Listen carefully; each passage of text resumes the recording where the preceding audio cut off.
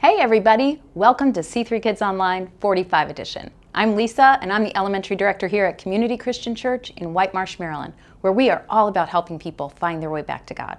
I'm so glad you've tuned in today because C3 Kids Online 45 edition is the place for 4th and 5th graders to learn all about Jesus and how much He loves us. Here's what you can expect from our program today. You'll have the opportunity to connect with God and worship Him while singing and dancing if you want. Then you'll hear a true story from the Bible during a fun and sometimes kind of crazy thing called the So-and-So Show.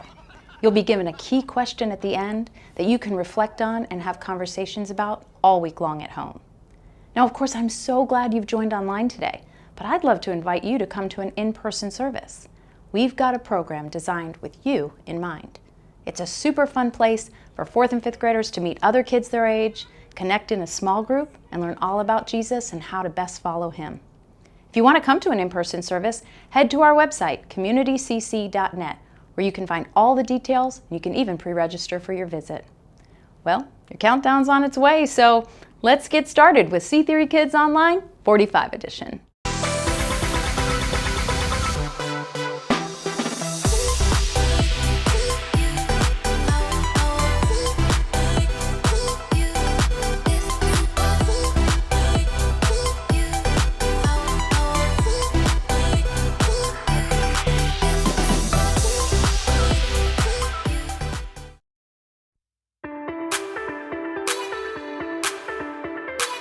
You are above every other.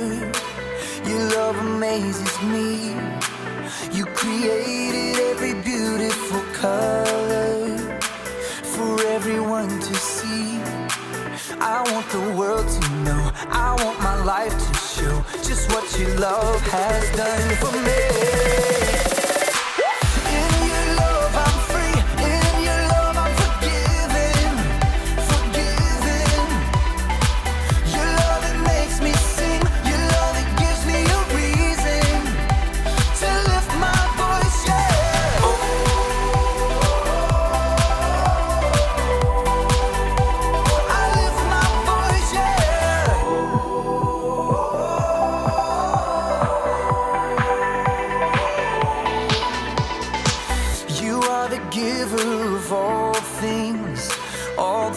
Good and perfect. I give you all of my praise, God, 'cause only you deserve it. I want the world to know, I want my life to show just what your love has done for me. In your love I'm free, in your love I'm forgiven, forgiven. Your love it makes me sing, your love it gives me a reason to lift my voice, yeah.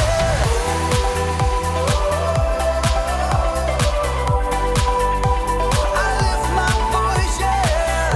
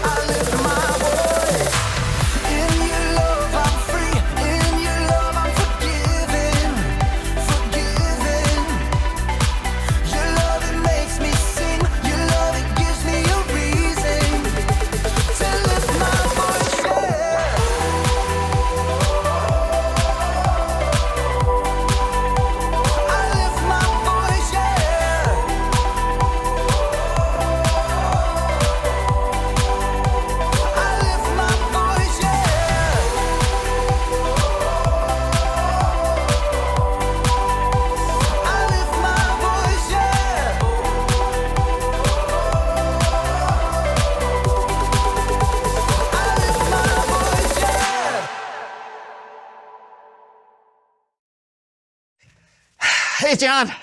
Great morning, isn't it? Yeah. I mean, seriously, it has been the perfect morning and maybe the best I've ever had. I mean, everything went right. I got up right when my alarm went off. I didn't even have to hit snooze. Yeah, and when I brushed my teeth, I had the perfect amount of toothpaste. It was great. Oh, I picked out my shirt and I didn't even have to iron it. Oh. I had a balanced breakfast. I read my Bible, did a little exercise, and on the way over here, I hit every single green light. Can you believe it? I'm telling you, man, it was perfect. Sure you're not forgetting anything? What do you mean?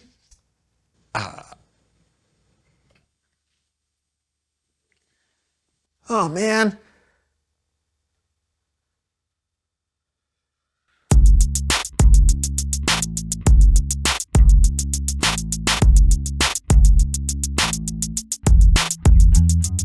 Hey, everybody, I'm John.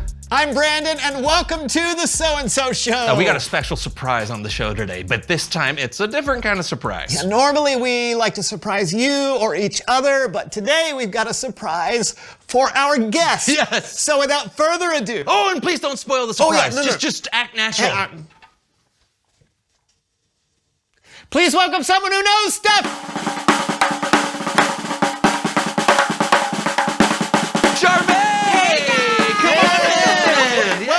Charmaine. Come on in. It's great to be back. No. And for all of our new viewers out there, please tell us who you are and what you know. I'm Charmaine, and I know a lot about music because I'm a singer. And a great one at that. So what have you been up to lately? Do you have any new songs or anything? Oh, always. Do you want to hear my latest work in progress? I don't know, let me think. Yes, please. Oh, great. Backup music. Hey, yeah. You've got this. It's a new day. No need to be afraid. Just be brave. Be brave.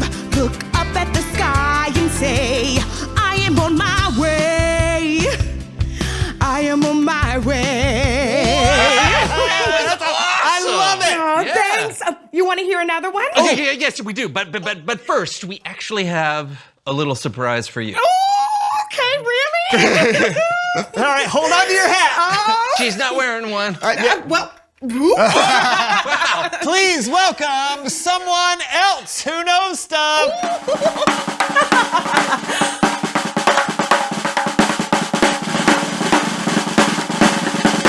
Surprise!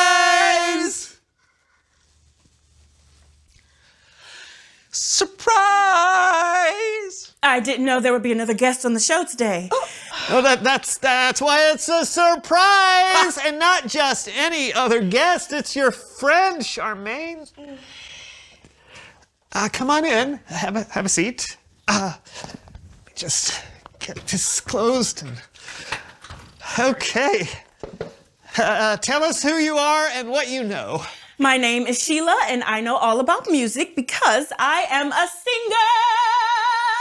That's exactly what Charmaine said. Of course it is. I'm sorry. Is there something wrong? What's up with you two? I thought that you sang together. You're right. We did sing together. Not anymore. What happened? Don't look at me. I'm not the one who hired all new backup singers without even talking to her singing partner. Well, at least I didn't purposefully mess up during a live performance in order to make my singing partner look bad. I did not. Yes, you did, and you know it. This is why I stopped working with you. You're impossible. I'm impossible. Me? The only thing impossible here is your ability to hit the high note. You did not mean that. Fine. No, I didn't. Your vocal range is perfection. Thank you. So is yours. Do you want to talk about this in private? Nope. No. We don't need to talk at all. But you're the best duo, though. The local paper called your voices a duet whose voices so perfectly weave together you could wear their harmonies like your grandmother's hand-woven blanket. Yeah, that was a weird review. Well, it was nice, but who wears music like a blanket?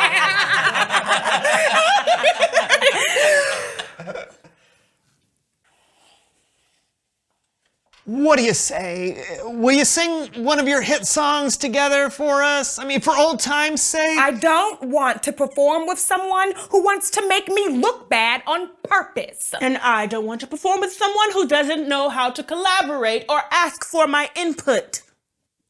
Well, we did say we wouldn't talk it out, but maybe I'd be willing to sing it out. Okay, fine. Let's do it.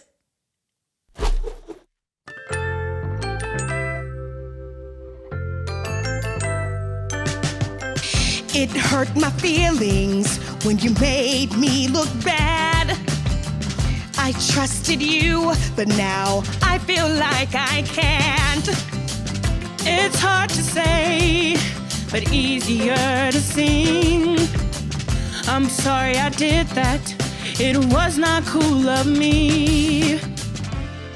I'm sorry, Charmaine. I really am. I was just insecure because you were outshining me, but that was really awful of me to do to you. I promise I won't mess up on purpose again. Thanks, Sheila. I forgive you.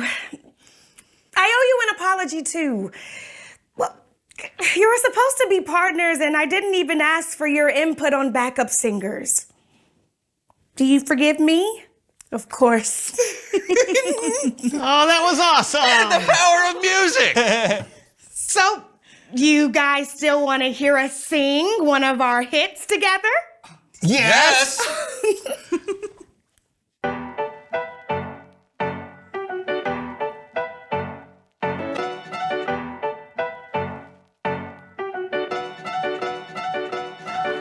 Never know what today will bring, a new friend or a new beginning. I'm gonna make the best of today. Gonna dream up something good. Gonna shine my light and trust that everything will be alright. That was awesome. Are you all right? That felt just like grandmother's hand-woven blanket. Oh, it feels so good to sing together again. Well, it sure did. I think we've got one song left in us today. You guys want to join us? Oh, Absolutely. No, okay. Bible story time with Kellen. Oh, I'm glad I sang. You were a little, What? just a little. Awesome?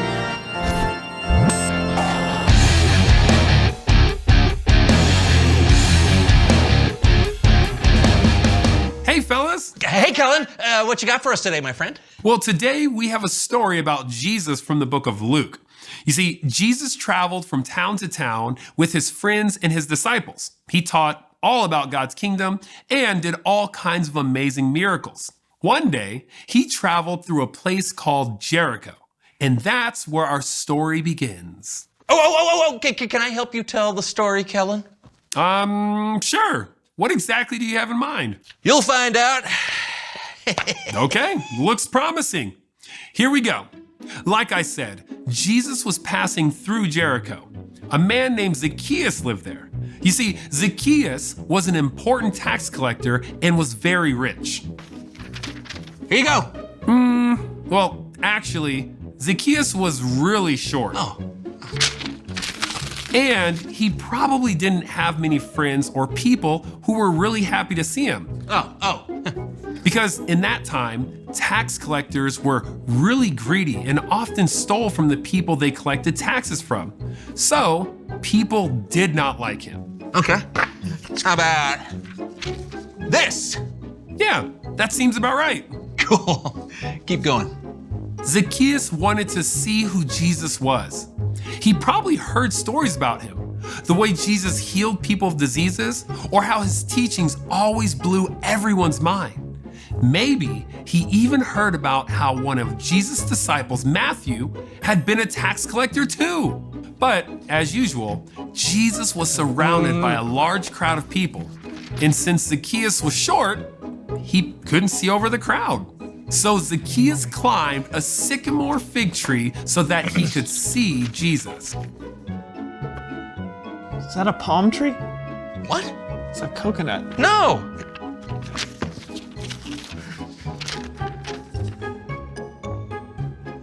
That's more like it. Sweet!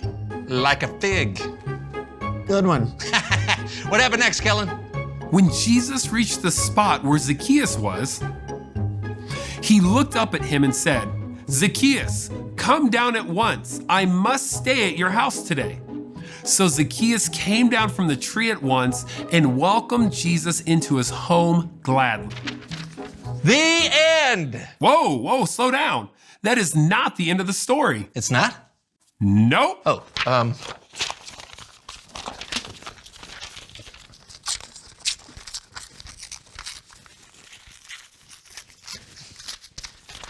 Nice. Now, remember what I said earlier about how people felt about tax collectors? They were not well liked. So the crowd was not a fan of Jesus going to Zacchaeus' house. They started whispering to each other how they didn't approve. They said, "Jesus has gone to be the guest of a sinner." Man, it's not fun when people talk about you behind your back. Not at all. Zacchaeus stood up and he said, "Look, Lord, here and now I give half of what I own to those who are poor. And if I have cheated anybody out of anything, I will pay it back. I will pay back 4 times the amount I took." wow, that's a big deal. It sure was. It could have been everything Zacchaeus had. But what mattered to Zacchaeus was that he now had Jesus as a friend and Lord. Jesus said to him, "Today salvation has come to your house." Hold on, one more. Okay. Now that's the end of the story. Thanks, Kellen. And thank you for the drawings. That was great. I know. It's so amazing that even though Zacchaeus had stolen from his neighbors, Jesus was still kind to him and wanted to spend time with him.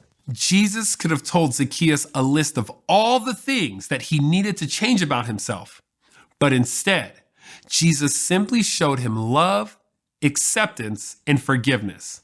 And that changed Zacchaeus completely. Forgiveness is a pretty powerful thing, huh? No doubt about it. I'll see you guys next time. Bye. Bye, Kellen. Wow. I love that Jesus wasn't worried about his reputation or what other people thought of him. I love that Zacchaeus was changed because of what Jesus did. Exactly, because we've all done things that we know we shouldn't do. We've all sinned. Yeah, and I'm always so thankful when people forgive me. Yeah, me too. Hey, you know what? Reveal the question. When has someone forgiven you? Could be a parent or sibling. Or a teacher or a friend? You know, I remember one time when my bus driver forgave me. Oh, I'd love to hear that story. Who wouldn't?